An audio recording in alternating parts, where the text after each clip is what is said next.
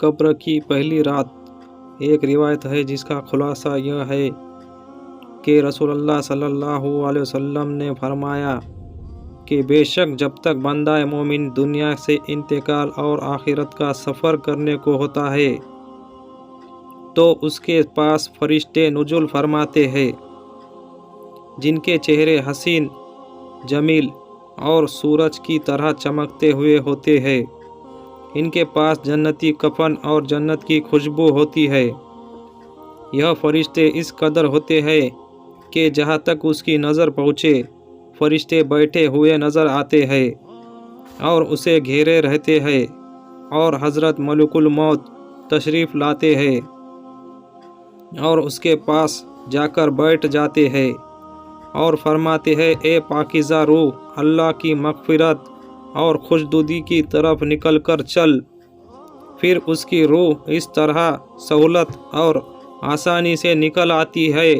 جیسے مسکیجے میں سے پانی کا قطرہ بہتا ہوا باہر آ جاتا ہے۔ بس اسے حضرت ملک الموت لے لیتے ہیں اور دوسرے فرشتے جو وہاں دور تک بیٹھے رہتے ہیں پل بھر بھی ان کا ساتھ نہیں چھوڑتے اور اسے لے کر اسے جنتی کفن اور خوشبو میں رکھ کر آسمان کی طرف چل لیتے ہیں۔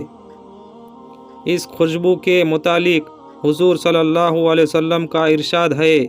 کہ زمین پر جو بھی عمدہ سے عمدہ خوشبو پائی گئی ہے ویسے ہی خوشبو ہوتی ہے۔ پھر فرمایا کہ اس روح کو لے کر فرشتے آسمان کی طرف جانے لگتے ہیں اور فرشتوں کی جس جماعت میں بھی اس کا گزر ہوتا ہے تو وہ کہتے ہیں واہ کیا اچھی خوشبو ہے۔ یہ فرشتے میت کا نام تعظیم اور تکریم سے لے کر اس کا تعارف کراتے ہیں، یہاں تک کہ وہ اہل آسمان تک پہنچ جاتے ہیں، آسمان کا دروازہ کھلواتے ہیں، پھر دروازہ کھول دیا جاتا ہے اور پھر وہ اس طرح دروازے سے اوپر چلے جاتے ہیں، پھر وہاں 7ویں آسمان تک پہنچ جاتے ہیں۔ ہر آسمان کے فرشتے اسے دوسرے آسمان تک رخصت کرتے ہیں اور جب 7ویں آسمان تک پہنچ جاتے ہیں تو پھر اللہ کا حکم ہوتا ہے اور اب زمین پر ہی اسے لوٹا رہا ہوں اور زمین ہی سے قیامت کے دن اسے دوبارہ زندہ کروں گا۔ اس کے بعد یہ روح زمین پر واپس آ جاتی ہے اور پھر میت کے جسم میں داخل کر دی جاتی ہے۔ اس کے بعد 2 فرشتے قبر میں اسے بٹھا کر اس سے سوال کرتے ہیں کہ تیرا رب کون ہے، تیرا دین کیا ہے،